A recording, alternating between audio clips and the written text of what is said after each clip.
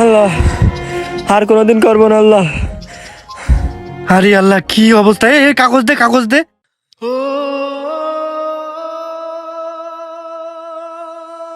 এই পানি নিয়ে আয়, পানি নিয়ে আয়। কি করতি এইসব করে রে আল্লাহ, ছেলে পিলে বুঝি নে। এই আগুন নিয়ে খেলা করার কি দরকার? এই তাড়াতাড়ি পানি নিয়ে আয়। আমরা তো মুসলিম, আমাদের ধর্ম জীবনকে সবচেয়ে বড় আমানত হিসেবে দেখে। জানো ইসলামে কেন আগুন নিয়ে তামাশা নিষেধ? কারণ আমাদের নবী সাল্লাল্লাহু আলাইহি সাল্লাম শিখিয়েছেন, নিজের এবং অন্যের ক্ষতি করা যাবে না। এই আস্তে আস্তে চোখ খোল, আমার দিকে তাকা, দেখতে পাচ্ছিস?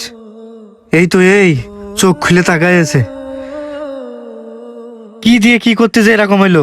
ভাই, বিলাল ভাই ট্রেনিং ভিডিও করতে যাই, আজকে আমার এই হয়েছে।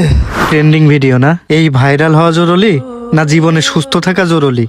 এই ভাইরাল হওয়ার জন্যে, এই ভিউ কামানোর জন্যে তুই আগুন বানায়ে তোর এখন এই অবস্থা। তোর তো যাই হোক অল্পের পথ দিয়ে গেছে, তোর যদি বড় কোনো ক্ষতি হয়ে যাইতো?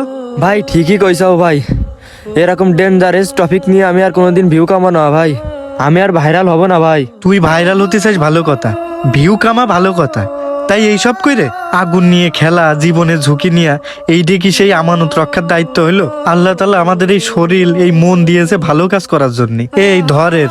আর তুই এই ভিউ, কয়টা লাইকের জন্য জীবনটার এরকম বিপদের মুখে ফেলে দিচ্ছিস। আর এসব করিস না ভাই, এর ভালো করে ধর, এর একদম বাড়ি পর্যন্ত দিয়ে আসি চল।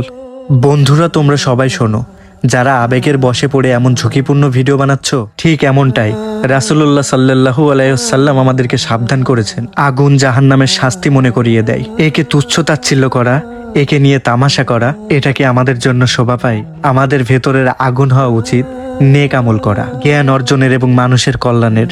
তো বন্ধুরা সবাই ভালো থাকবেন। আমাদের ভিডিওটা ভালো লাগলে শেয়ার, কমেন্ট করতে ভুলবেন না। ধন্যবাদ।